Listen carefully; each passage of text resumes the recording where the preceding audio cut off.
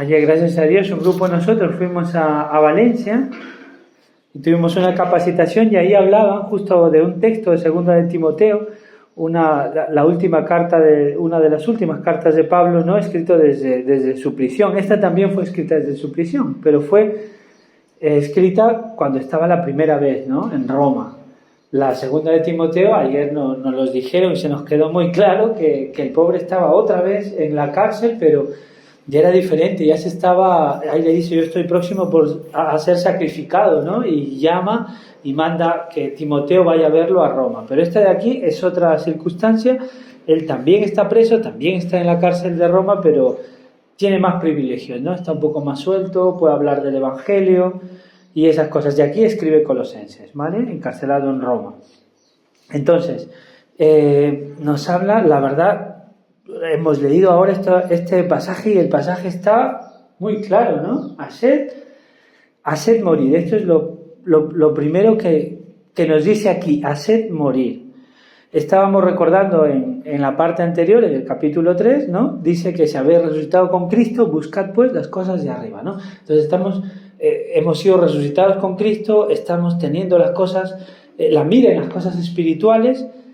A la vez de hacer eso, dice, pues, haced morir, pues, ¿no? Como consecuencia de lo anterior. O sea, no dejes de mirar lo que está arriba, a la vez que sigues esto, tienes que hacer esto. ¿Qué es lo que dice aquí? Haced morir.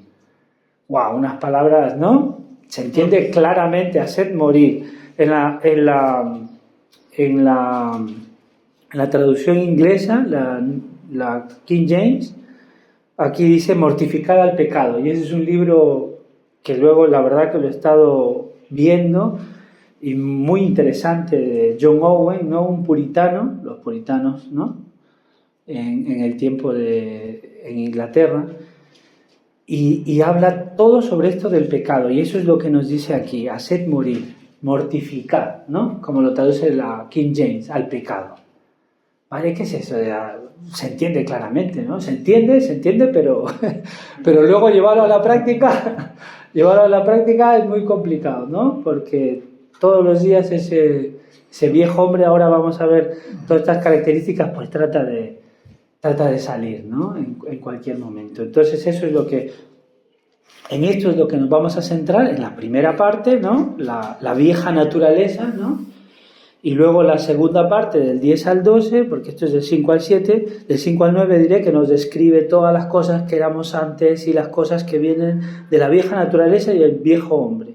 Y la segunda parte, del 10 al 12, que habla de lo nuevo, ¿no? Ahí en el 10 dice, y revestidos del nuevo, y ahí también da ciertos detalles. Entonces vamos en esta mañana a tratar con la bendición del Señor y de su Espíritu, tratar de entender esto. Entonces, esto nos da, viejo hombre, nuevo hombre, nos hace pensar en una batalla, ¿no? Nos hace pensar en una lucha. Hay una lucha como que dice que el espíritu está dispuesto, pero la carne es débil, ¿no? Entonces hay una lucha como en nuestros miembros, Pablo lo dice, ¿no? ¿Quién me librará de este cuerpo de muerte? Porque lo que quiero hacer no hago, y hago lo que no quiero hacer, ¿no? Como un trabalenguas, que eso nosotros lo vemos en nuestros miembros. ¿Y dónde se desarrolla esa lucha? ¿Dónde se desarrolla esa batalla? ¿No? Por ejemplo, la batalla de Lepanto, ¿dónde se desarrolló? ¿No? En Lepanto. En el mar, en el agua, ¿no? ¿Y dónde está Lepanto? Nosotros en Perú sabíamos dónde era eso, sabíamos que se había producido eso, sobre todo por Miguel de Cervantes y el Manco de Lepanto. Y luego investigando, pues la verdad que no sabíamos mucho la historia, ni quién fue, ni el contexto, ni el por qué se fue para ahí. Claro, hay una cosa, ¿saben dónde está Lepanto? ¿No? Está ¿en dónde? ¿Alguien? A ver. No, pues no. La verdad, no. Entonces es importante saber dónde se desarrolló una batalla, porque como dice José María muy bien, fue en el mar, ¿no? Fue un combate naval de los más importantes de la historia. Lepanto está en Grecia. Bueno, Lepanto es una castellanización, ¿no? Es un castellano, pero la ciudad que yo lo he mirado eso y no me acuerdo porque la palabra es muy rara, una palabra con N, no sé qué. Es que son palabras aparte griegas.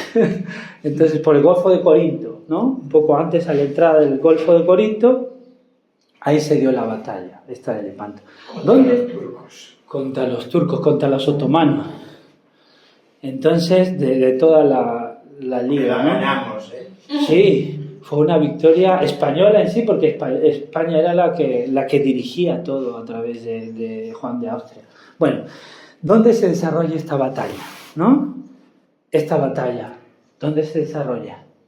En nosotros, ¿no? Nosotros somos el campo de batalla. En nuestro cuerpo, más en nuestra mente, más en nuestro corazón, en nuestro interior, ¿no? En nuestra mente. Vamos a ver dónde se desarrolla eso y dónde tenemos que ir ganando. Y Pablo, cómo nos muestra, cómo se manifiesta este viejo hombre y cómo se manifiesta el nuevo. ¿Vale? Entonces esta batalla, lo vamos a decir así, se va a desarrollar en nuestra mente, en nuestro corazón. Estas cosas son prácticamente sinónimos, ¿vale? En nuestro interior. Entonces, lo que nosotros, y lo que nos dice Pablo aquí, ahora lo vamos a ver, es de que busquemos tener un buen pensamiento, una buena teología, que eso se va a tener como consecuencia. Bueno, ya sabemos que todas las acciones son primero pensamiento, ¿no? La idea de nuestra cabeza, luego el sentimiento y luego ya la acción, que es la conducta, ¿no? Entonces al final la conducta, la acción es consecuencia de un sentimiento, ¿no? Que nace en nuestro corazón y ese sentimiento viene de un pensamiento que viene de nuestro cerebro. Entonces, si tú tienes un buen conocimiento, como acá, luego lo vamos a ver, un conocimiento pleno de Dios, ese conocimiento va a llevarte a un sentimiento que quieras estar en las cosas del Señor, eso lo hace el Espíritu Santo, y al final eso, salud, lleva a la conducta, que tú puedas reflejar una buena conducta. Si tú en tu vida diaria reflejas una mala conducta, ¿qué pasa? Yéndonos para atrás, ¿no? Igual refleja un mal sentimiento, ¿no? Y ese mal sentimiento refleja un mal pensamiento. ¿Y de dónde vienen los pensamientos? Pues nosotros vamos colocándole cosas todos los días, ¿no? Lo que siembras, pues eso cosechas. Bueno, entonces, necesitamos tener una buena doctrina y eso dictaminará, llevará a lo que nosotros vamos a sentir y a lo que nosotros vamos a hacer. Entonces, esos pensamientos, ese cerebro, esa buena doctrina recibe ataques constantemente, ¿no? Todo el día a nuestra cabeza y que entran en nuestra mente. A partir, las cosas buenas ya sabemos de dónde vienen, ¿no? De la palabra del Señor, de Dios.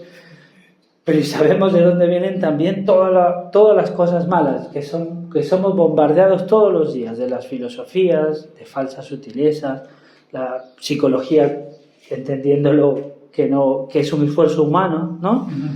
De la televisión, de la radio, de todos lados, ¿no? Recibimos esas cosas en nuestra mente.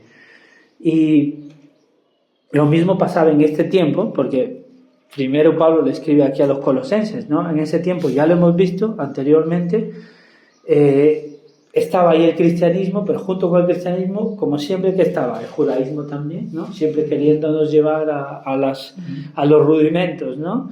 Como lo dice en varias partes Pablo. También que estaba el gnosticismo, ya lo vimos, ¿no? En las partes anteriores, que eso de ahí trataban de hacer de que los creyentes en Cristo vuelvan otra vez o no solo sea Cristo el centro, porque Colosenses, ¿recuerdan ustedes la clase de Albert? Yo lo recuerdo, ¿no? Cristo, la imagen del Dios invisible. Cristo es suficiente, es Colosenses, Cristo es suficiente en tu vida. Y estos de acá decían, no, sí, bueno, está bien, pero los judíos ¿qué decían, no? Pero el Antiguo Testamento, pero las leyes, ¿no? La circuncisión, las cosas estas, no, Cristo es suficiente, no hay que añadirle nada más. El gnosticismo, el estoicismo, ¿no? Vimos también la clase anterior, cosas que parecía que tú te prohibías y que tenías muy buena, pero para la apariencia de piedad, pero al final dentro no hacían nada contra los apetitos de la carne. Eso, querer hacer las cosas por tus propios medios, por tu fuerza, quizás, oye, cuando te enojas o cuando te vas a enojar, antes de responder, cuenta hasta 10, ¿no? Te comienzas a contar, ¿no? Y después de 10, ya eso te va a bajar. Quizás son cosas que te pueden ayudar, ¿no? Ayudan un poco, ayudan a tu forma, que no reacciones violentamente, pero al final tu corazón es el que tiene que cambiar para que al final vas a tener que contar hasta 100, ¿no? A veces, y acabas y sigues enojado. Entonces el corazón es el que al final tiene que cambiar para que tú cambies, ¿no?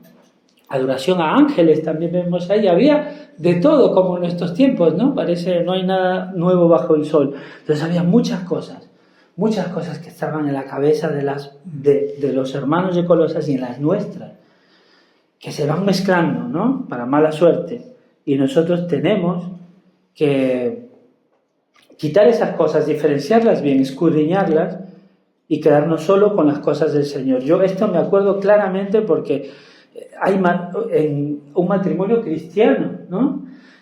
Que todo bien, la ceremonia muy bien, y en el momento de que iban a salir hacia el hotel, la madre de los novios, que era cristiana y todo eso, les tira monedas, ¿no? Tira monedas, y normalmente se tira arroz como un deseo, ¿no?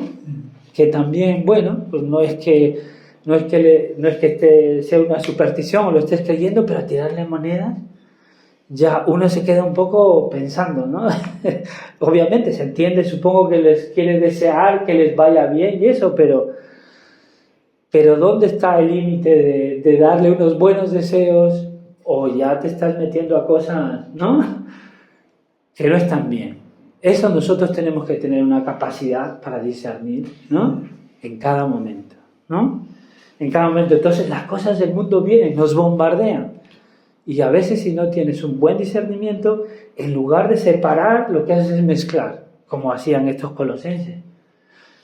Pues para esto viene Pablo, ¿no? Y ahí está la Biblia para decirte, mira, esto no es, ¿no? Y esto sí es. Porque lo que metas en tu cabeza, lo que dejes, como decían, puedes... ¿cómo era esa frase de los pájaros? No puedes evitar que estén por ahí, bueno, aunque si los asustas quizás no, pero puedes evitar que se posen, ¿no? Se posen, o quizás se posen, quizás si te descuidas pueden posarse, pero los puedes ahuyentar, ¿no? Puedes evitar que hagan un nido, ¿vale? Entonces, y un versículo tremendo, ¿no? Efesios 2:6, que dice que nos resucitó, ¿vale? Estas son cosas que ya pasaron, nos resucitó, ¿vale? No nos va a resucitar, también va a pasar obviamente con el cuerpo material, pero Efesios 2:6, la última parte dice, nos resucitó y nos hizo sentar en los lugares celestiales juntamente con Cristo Jesús. Y nos hizo sentar, ¿vale? Ya estamos ahí, esa es nuestra posición. Igual que Cristo está sentado a la diestra del Padre, Jesucristo a través de su obra nos resucitó y nos hizo sentar, ya estamos ahí. Hay pasajes de la Biblia que no las entendemos. Dios en su sabiduría, en su omnisciencia, y Él no ve el tiempo como nosotros lo vemos en forma lineal, nos hizo sentar en los lugares celestiales juntamente con Cristo Jesús, ¿vale? Partimos de ahí. Vamos a ver el versículo primero, haced morir, ¿no? Haced morir. Esta palabra morir, viene del griego necrosis. Nosotros en medicina pues se usan esos términos, yo creo que se entiende. Necrosis es algo que está totalmente muerto, ¿no? No es que está medio muerto o que está muriéndose, no, necrosis ya es que está muerto. A veces los diabéticos, por ejemplo, en los pies tienen muchos problemas de circulación y luego al final tienen infecciones, ¿no? Eso es una necrosis. Esto se le pone, por ejemplo, que si esto es el pie, ¿no? Esto se les pone negro, ¿no? Como esto del móvil antes que se encienda. Negro, ¿vale? Eso no se puede recuperar. A veces cuando está todavía de un color violeta, es que todavía está bien. Cuando hay, por ejemplo, una torsión de ovario a veces cuando hay dolor por dentro, ¿no? Y llegan a tiempo, no ha pasado el suficiente tiempo como para que el flujo sanguíneo, ¿no?, haya dejado de suministrarles. Entonces llegan y le dan la vuelta, lo fijan y ese órgano otra vez vuelve a reperfundirse y está bien, y se puede salvar. Pero a veces ya pasan muchas horas, llegas tú y lo ves y ya eso está negro, ¿no? Sabes que por más de que lo vuelvas a distorsionar, esas células ya están muertas. Eso es una necrosis. ¿Y qué haces cuando hay esa necrosis acá? No hay otra cosa. O cortas esa falange del dedito si se puede, porque si no va avanzando. O si no, tienes que cortar el miembro, ¿no? Por eso que muchos de los diabéticos pues están con los miembros amputados, ¿no? Si tú no te cuidas, en la diabetes pues unas enfermedades muy comunes y muy peligrosas, ¿no? Entonces esta palabra dice morir, no dice vamos a convivir, ¿no? Haz que el pecado esté contigo todos los días de tu vida, o tengo por ahí debajo, ¿no? No. ¿Qué te dice? Hacer morir, mortificar, ¿vale? Mortificar. Aquí me encanta el pasaje que usa John Owen, que es Romanos 8:13. Si alguien lo tiene, por favor.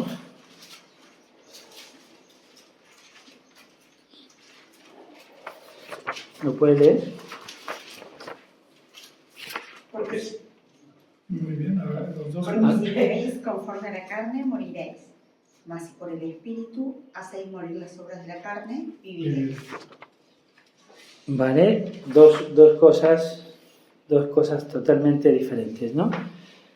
Porque si vivís conforme a la carne, ¿no? Ahora vamos a ver qué es la carne, dejando libremente, ¿no?, tus apetitos, tus concupiscencias. Conforme a la carne, moriréis. Mas si por el Espíritu hacéis morir, mortificáis, ¿no? Haces morir las obras de la carne. Este es el hecho, el quid del asunto aquí en este versículo. Si mortificáis las obras de la carne, viviréis. ¿Vale? Ahora, obviamente sabemos que esto es por la obra de Cristo y ahora lo vamos a ver, pero vamos a entender a qué se refiere este pasaje. ¿Vale? Entonces es la parte, Pablo aquí en esta parte habla de la parte práctica, ¿no? El hacer morir el pecado en nuestras vidas. ¿Cómo logramos eso? Parece que fuera como buscar, que siempre en la antigüedad se buscaba la piedra filosofal y el elixir de la vida, ¿no? Que era lo que iba a solucionar todos los problemas, tu salud y todo. Acá parece, ¿cómo vamos a matar al pecado? ¡Guau! Todo el mundo ahí expectante, ¿no? Porque nadie lo ha podido y nadie podrá, pero el Señor nos envía a hacer esto, no es un oye si quieres, ¿no? Oye si puedes, sería bueno en tu vida. No, dice hacer, es un mandato, ¿vale? Es un mandato para cada uno de nosotros, hacer. Un mandato, ¿vale? No es descriptivo, es normativo. Hacer morir. Debes hacer, es un mandato que debes de matar el pecado. ¿Por qué? Porque si tú no matas al pecado, el pecado te va a matar a ti, ¿no? Había otro dentro de este libro, hablaba de otro puritano, Richard Baxter, que decía, trata al pecado como él te trata a ti. ¿Y cómo te trata el pecado? ¿El pecado es tu amigo? Te quiere matar. El pecado te quiere, dentro de los cristianos, te quiere hacer perder el gozo, ¿no? Te quiere hacer que no disfruto. Y al final que vivas una vida cristiana mediocre, aunque seas salvo, y que no disfruto para el Señor. Al final vas a ser salvo como por fuego, como dice Pablo, pero vas a llevar una vida miserable. Esa es la palabra. Y en los del mundo, ni cuenta sea. Destruye su vida, destruye sus relaciones, destruye todo y al final los destruye a ellos mismos. Porque la paga del pecado es la muerte, y la muerte eterna, ¿no? Entonces el pecado lo que quiere hacer en la vida de nosotros no es que es tu amigo. Claro, tú parece que cuando haces alguna O cuando estás en el mundo haces alguna cosa mala y te sientes súper bien, ¿no? Y te da satisfacción en ese momento, temporal y pasajero, y después te sientes muy vacío, luego quieres otra vez hacerlo para sentir ese subidón, ¿no? Y sentirte bien, y así cada vez más y más. Pasa con el robo, pasa con la fornicación, con la droga, con el sexo, con todo, necesita con el alcohol, ¿no? Pues llegan los alcohólicos, comienzan poquito a poquito, ¿no? Y de ahí terminan enganchados que no se pueden sacar de ninguna manera, porque para que llegues a sentir lo primero que sentiste, la tolerancia necesitas cada vez más, hasta que llegas muerto total, ¿vale? Entonces, trata el pecado como él te trata a ti. Te destruye, te corrompe, ¿no? Y finalmente, al infierno. Entonces hay que someterlo, porque si no el pecado te va a someter a ti. En la vida cristiana, nosotros lo sabemos, ¿no? Es una cosa que no le tenemos que preguntar, ¿no? O estar mirando al de al lado, ¿no? Sino mirarnos a nosotros mismos. Porque hay cosas aquí, ahora vamos a ver en la lista, que claro, vamos a decir, no, yo esto no, yo esto tampoco. No, pero no lo digas muy alto, porque la lista, hay 2 listas, ¿no? Y las listas son muy grandes, y tú vas a decir, yo con esto, a mí no me pasa nada. Pero luego sigues leyendo la lista y hay otra y dices, aquí sí me callo. ¿No? Porque cada quien sabemos de qué pie cojeamos, ¿no? Y hasta que no seamos glorificados, ¿no?, con el Señor, pues siempre vamos a tener esos problemas en nuestra vida. ¿Cómo quitarlos? ¿Cómo solucionarlos? Ahí vamos, ¿no? Bueno, la parte práctica, ¿no? Hacer morir el pecado en nuestras vidas, ¿no?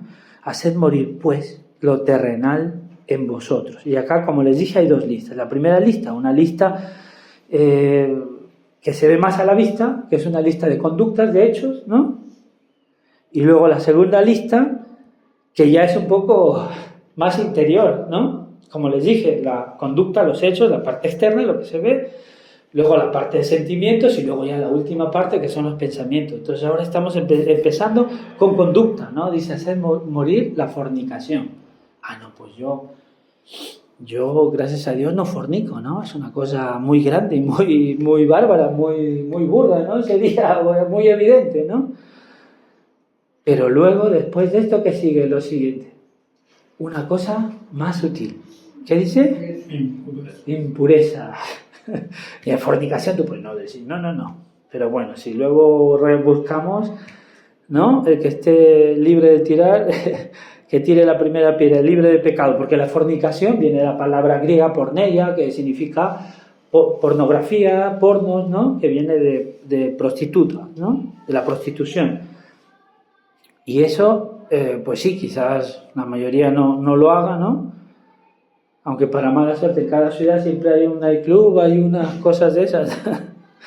Que obviamente los hijos del Señor no, pero los del mundo, ¿no?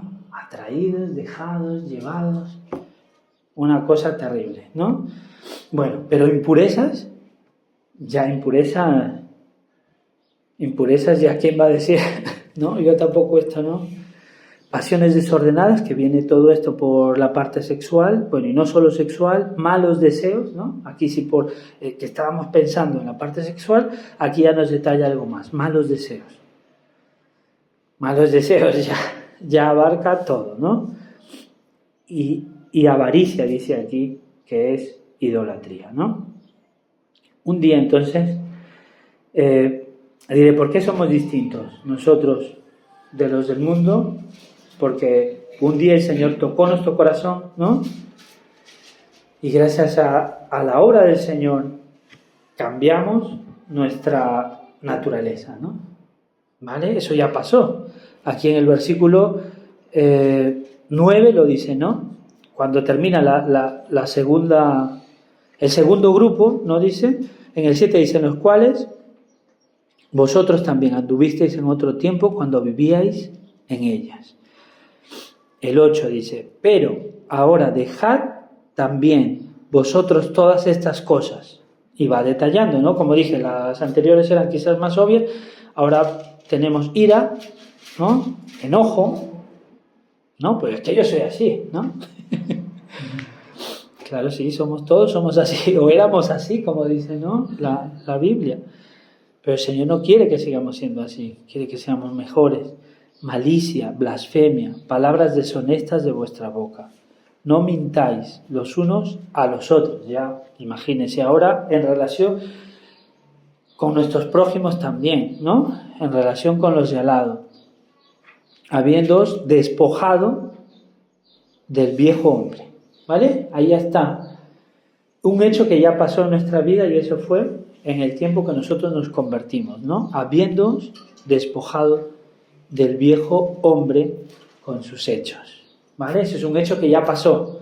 Es un hecho que no depende de nosotros, gracias a Dios. Es un hecho que por la obra de Cristo pasó en nuestras vidas. Ustedes lo recuerdan, ¿no? Cuando fue, ustedes lo recuerdan perfectamente. Algunos hasta quizás tienen la fecha, el día. Yo me acuerdo mucho también de esa parte, ¿no? De mi vida, porque la verdad que tú vives con un hombre natural, que eres ciego, para ti no existe el mundo espiritual, para ti eso es locura, ¿no? Como lo dice Pablo en Romanos, porque tú no ves esas cosas porque hay que discernirlas espiritualmente. Entonces uno vivía ahí, como hijo de ira, ¿no? En desobediencia, en la parte anterior. Vino Cristo, hizo la obra en nuestras vidas, y como lo dice el versículo 9, dice, habiéndoos despojado del viejo hombre con sus hechos. Habiéndoos despojado. Nuestra posición ahora ante Dios es diferente por la obra de Cristo, pero después de esto dice, eso es algo puntual que ya pasó en nuestra vida y no depende de nosotros. Pero en el versículo 10, ¿qué dice? Y revestido de nuevo, ¿no? Esto, y más adelante que dice, el cual conforme a la imagen del que lo creó se va renovando hasta el conocimiento pleno. Esto es un proceso, ¿no? El renovando, ya hay una cosa puntual que ya sucedió, que se produjo el cambio, una nueva naturaleza. Teníamos una antigua naturaleza y ahora, gracias a Dios, en nuestras vidas vino Cristo, nos alumbró la luz, ¿no? Somos hijos de luz, ya no estamos en oscuridad, que nos gusta que nadie nos vea, ¿no? Porque nuestras cosas son malas, sino que ahora, gracias a Dios, la luz de Cristo vino a nuestras vidas. Eso fue un hecho puntual y clave en nuestras vidas. Y ahora, ¿qué es lo que nos pide Dios? Que vivamos en santidad, ¿no?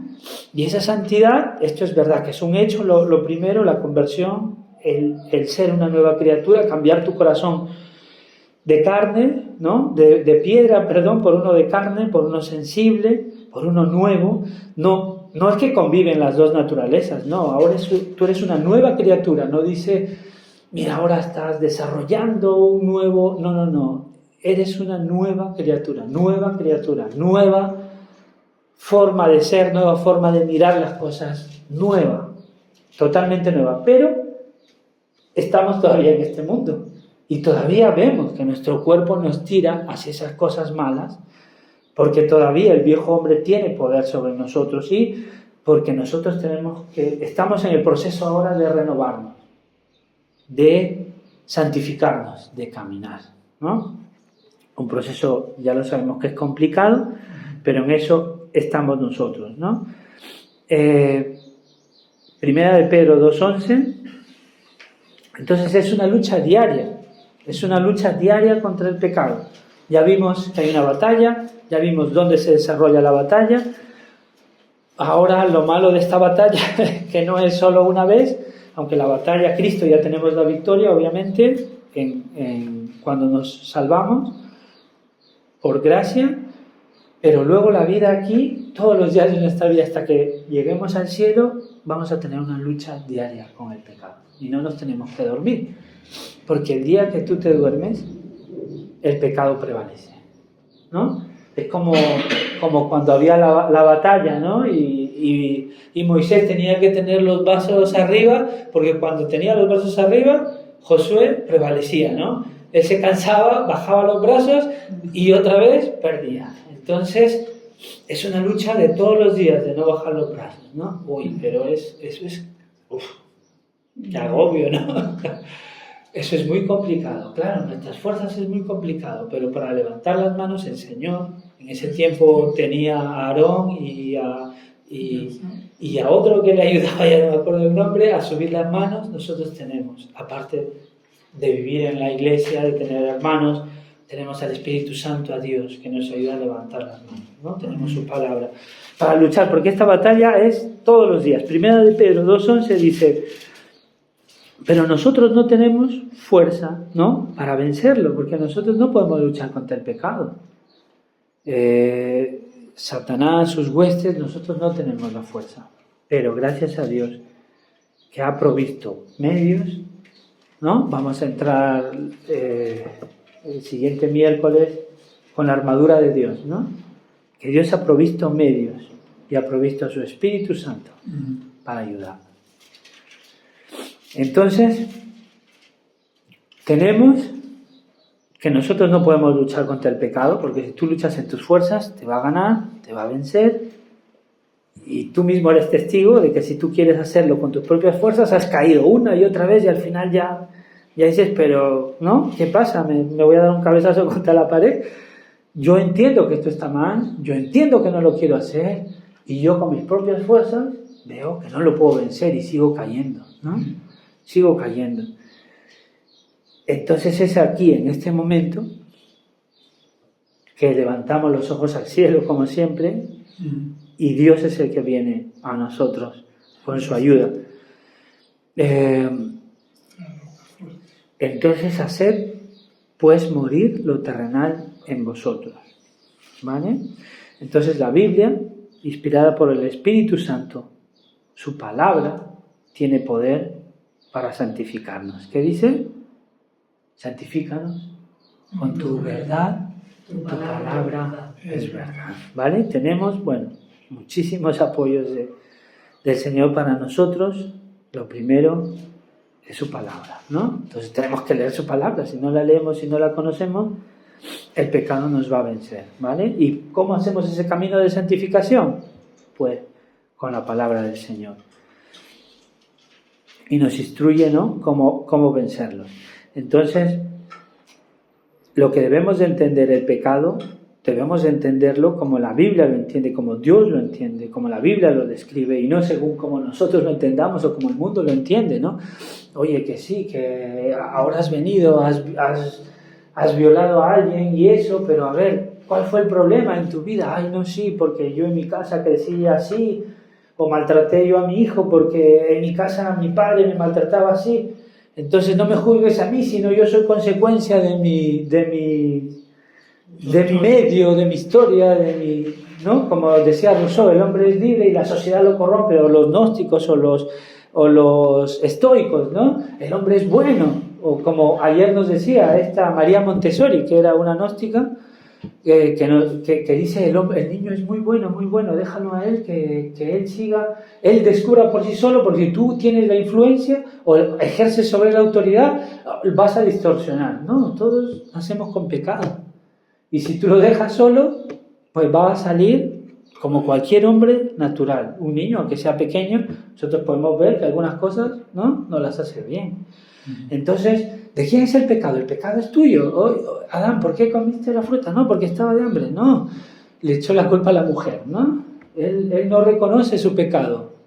Eva, ¿qué pasó? No, la serpiente esta. Yo tenía los mejores pensamientos, yo tenía los mejores sentimientos, pero vino la serpiente y me engañó. Nada, eres tú, ¿no? Es verdad que tu medio te puede influir, no vamos a negarlo, ¿no? Al final todo tiene su parte. Pero si haces algo malo, el que peca eres tú. Y el pecado es tuyo. No es de tu amigo, no es de... El que peca ese morirá, ¿no? No es el que está al lado. Entonces tienes que reconocer tu error. Tienes que reconocer lo que tú estás haciendo y ahí ir a los pies de Cristo. No, bueno, como Adán, hoy, Señor, a ver, mira a Eva, ¿no? Que ella fue la que me hizo errar. Mírate a ti, ¿no? Tú eres el del pecado. Entonces, reconociendo cómo la Biblia ve al pecado, que es tuyo, que es tu naturaleza, tú ahí vas a poder enfrentarlo y luchar contra él. como lo hemos dicho, el hecho puntual, la muerte de Cristo, tenemos victoria sobre el pecado, pero ahora nos queda toda la vida para ir luchando con Él y ser victoriosos, no para vivir la vida y que nos vaya venciendo. Nuestra vida tiene que ser un ejemplo claro de la victoria de Cristo en nuestras vidas. Y mientras más victoria tengamos y mientras más tiempo dediquemos a las cosas espirituales, al devocional, a la lectura de la palabra, a la oración, al estar en la iglesia, a las cosas del Señor, pues vamos a ver que poco a poco nuestra vida, ¿no?, de lo que era antes, del viejo hombre, los pecados que nos dominaban, ¿no?, nuestro carácter, no sé, las cosas que hayan en nuestra vida, nuestro trabajo, en cómo invertíamos el dinero, todo en nuestra vida, la tenemos que ver, porque esto de aquí es una llamada práctica de Pablo para ver cómo va nuestra vida, ¿no? En este momento tú te tienes que parar y mirar y decir, sí, oye, yo hacía esto antes, ahora, a ver, no es que quizás ha desaparecido, pero tiene que estar menguando, ¿no? No tiene que ser una práctica diaria, no tiene que ser una moda, un modus vivendi, ¿no? Una forma que tú vives siempre así, ¿no? Vamos a tener pecado, obviamente, vamos a tener errores, pero esos tienen que ser los mínimos e ir eliminándolos en nuestra vida, ¿no? Pero, sí, por favor. No, que a veces leemos este pasaje como el 5, como si muchas de las cosas nosotros estuviéramos súper lejos ya, o que no nos pasan, o que estamos exentos porque ya tenemos años en el Evangelio, o porque vivimos lejos de estas cosas. Pero sin embargo creo que Pablo lo pone aquí, y creo que muchas veces lo tenemos que ver como pequeñas enfermedades que pueden empezar muy de a poco, como médico lo sabes, que pueden empezar de a poco, y cuando no son tomadas a tiempo empeoran, y cuando ya las descubrimos ya está todo mal, ¿no? Creo que la iglesia, porque en el versículo 9 dice, en el 10, 9, no mintáis los unos a los otros. Creo que ahí ya involucra a la iglesia y la hace parte de esta lucha que todos tenemos con el pecado, y con el pecado cualquiera sea, y por el cual todos ninguno está exento de caer, ¿no? Y nosotros en Buenos Aires participamos en una iglesia que se organizaba, lo cuento rápido, en grupos chicos, reducidos de personas. Lo que nos buscaban era que los grupos tuvieran, no estoy hablando de células, sino de grupos de intimidad en el que todos participaban, y eran espacios a donde las personas podían confesar sus luchas, cual sea, ¿no? Y confesarlas, y tener un grupo que cuando uno no tiene fuerza le sostenían los brazos, de una forma de decirlo, y en esos grupos se daba esta cosa de descubrir estas enfermedades a tiempo, ¿no? Entonces, tanto personas nuevas como líderes y pastores de hace años que participaban en estos grupos y a tiempo reconocían la lucha que estaban teniendo con cosas, que así se evitaban que crecieran y crecieran. Pero a mí lo que me gustaba mucho era entender que no estamos lejos de fornicar, de tener impurezas, de ser desordenados con nuestras pasiones. El problema es cuando creemos que estamos lejos, entonces las tapamos y las dejamos que crezcan adentro nuestro. Y cuando estallan decimos, ¡oh! Nos enteramos de lo que pasó fulano en la iglesia con el líder, con el pastor, así a lo grande, pero en realidad son cosas que se podrían haber prevenido mucho antes si hubiera habido espacios de confesión, de intimidad y de soportar las cosas los unos a los otros. ¿Qué es eso? Sí, perfectamente. Bueno, ahí Cantares dice, ¿no? Cuidado con las zorras pequeñas, ¿no? Que comienzan a hacer huecos en la valla y al final se cae la valla, ¿no? Parece que fuera poca cosa, pero al final se cae toda la estructura y se pierde el viñedo, se pierde todas las uvas. Entonces es verdad, lo que no se monitoriza no se evidencia. O sea, si tú no estás al pendiente de eso, no sabes.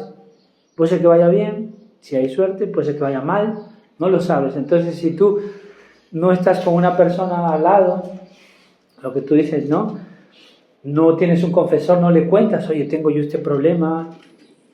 Pues si no lo dices, ya está, ¿no? Ese problema no existe para los demás, solo existe para ti.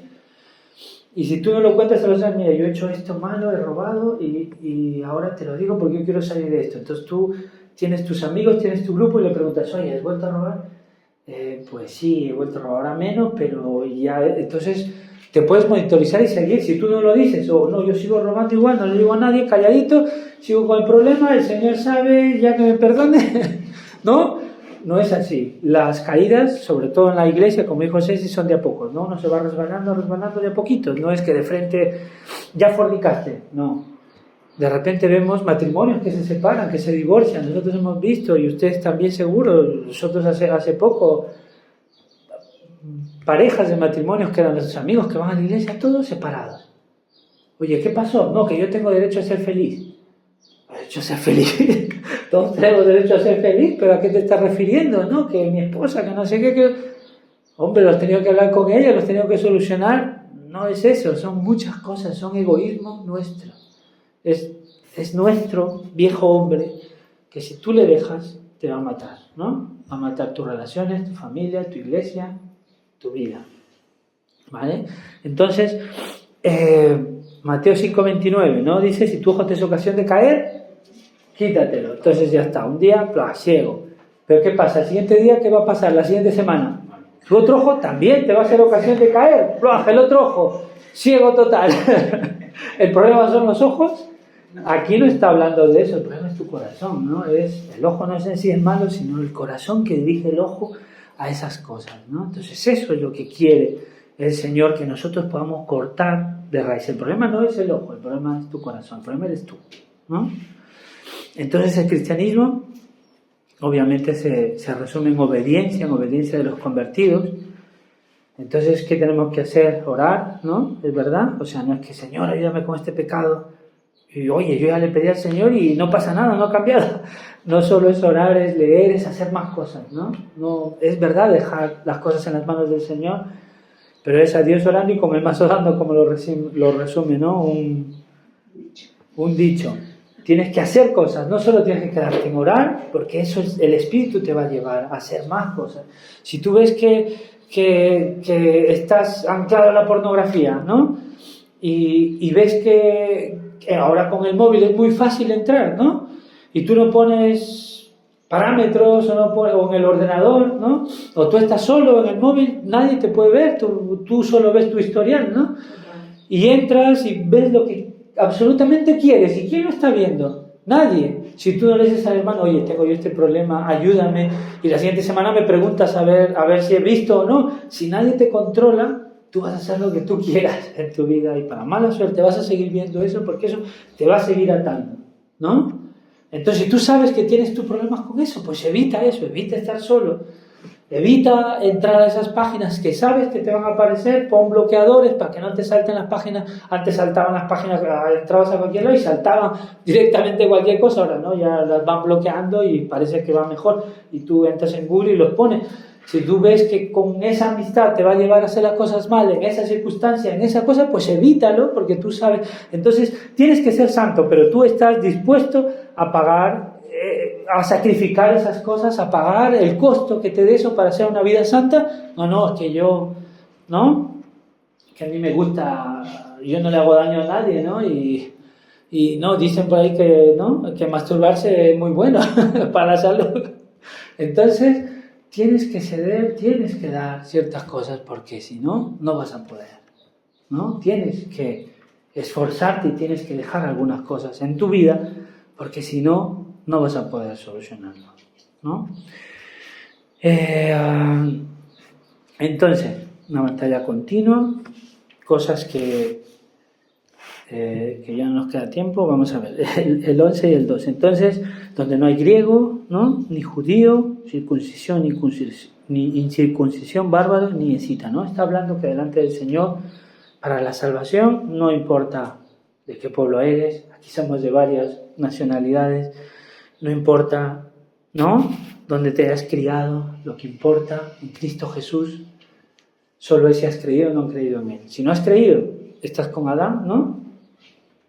Y eres hijo de desobediencia y la ira de Dios va a venir sobre ti.